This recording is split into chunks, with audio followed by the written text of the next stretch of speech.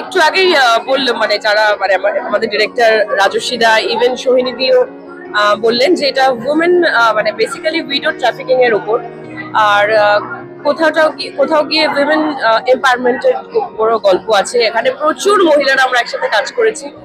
আর খুব ভালো, মানে একটা প্রথমবার অন্য ধরনের ছবি রাজস্বী দা আমাদের দর্শকদের কাছে নিয়ে আসছে। তো তার একজন পার্ট হতে পেরে আমি নিজে ভীষণ এক্সাইটেড। এত সুন্দর একটা পোস্টার হয়েছে, খুব পজিটিভ ভাইবস পাচ্ছি। একজন মহিলা অভিনেত্রী হিসেবে মহিলা এম্পাওয়ারমেন্টের এই যে বই, এটা দেখে অফকোর্স ওই জন্যই আমি ছবিটা করেছি। এত ভালো গল্প, মহিলাদেরকে এতটা ভালো দরজায়, উঁচু দরজায় নিয়ে যাচ্ছে। তো এটা মানে কি বলবো, আমার জন্য আই এম ভেরি লাকি।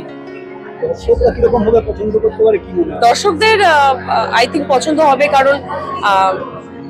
কারণ এখন যেসব হচ্ছে, যা কিছু হচ্ছে, দর্শক নিজেদেরকে এন্টারটেইন করতে চায় আর দেখতে চায় যে বিভিন্ন ক্যারেক্টার কেমন প্লে করছে, কেমন কিরকম চরিত্র করছে। আর ইভেন আমার যে চরিত্রটা, আমি দ্বৈত চরিত্রে অভিনয় করছি, ডুয়েল ক্যারেক্টার।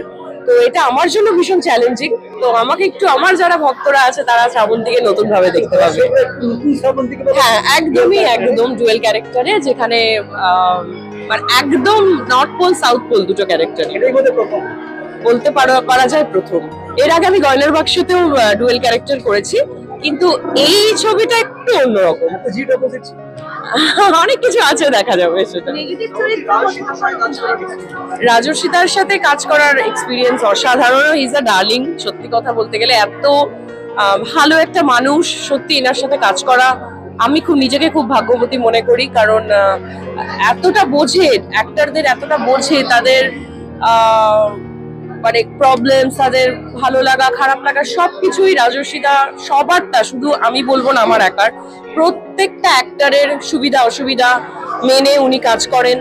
আর বলা যেতে পারে অ্যাজ এ ডিরেক্টর প্রচুর আমাদেরকে স্বাধীনতা দিয়েছে, আমাদের মতো করে আমাদেরকে অ্যাক্টিং করতে দিয়েছে। সো আমি ভীষণই খুশি রাজস্বীদার সাথে কাজ করে। ইন ফিউচারও অনেক কথা চলছে রাজস্বীদার সাথে। So it's a very good team. Of course এটা আমার কাছে চ্যালেঞ্জিং, কারণ আমার একই দিনে দুটো ক্যারেক্টার প্লে করতে হয়েছে। সুইচ অন সুইচ অফ ব্যাপার থাকে। তো সেটা করে আমার মানে সত্যি বলছি আমি বিশাল, কারণ পুরো লুকটা আলাদা ছিল, প্লাস অ্যাক্টিং করার ধরনটাও আলাদা। এখানে একটু আমি ভয়েস মডুলেশনও করেছি দুটো ক্যারেক্টারের। So it was difficult, but বলে না একটা, মানে আমরা আর্টিস্ট, নিজেকে এক্সপ্লোর করতে ইচ্ছা করে। তো আমার জন্য এটা একটা চ্যালেঞ্জিং বলা যেতে পারে। একদমই সেটাই আমি বলছি, নতুন কিছু পেতে চলেছে। আর এই ছবিটা খুব ভালো সময় রিলিজ হচ্ছে, এই ঠান্ডার সময় ছবিটা রিলিজ হচ্ছে। আর মানুষজন অবশ্যই হলে গিয়ে দেখবে সাদা রঙের পৃথিবী।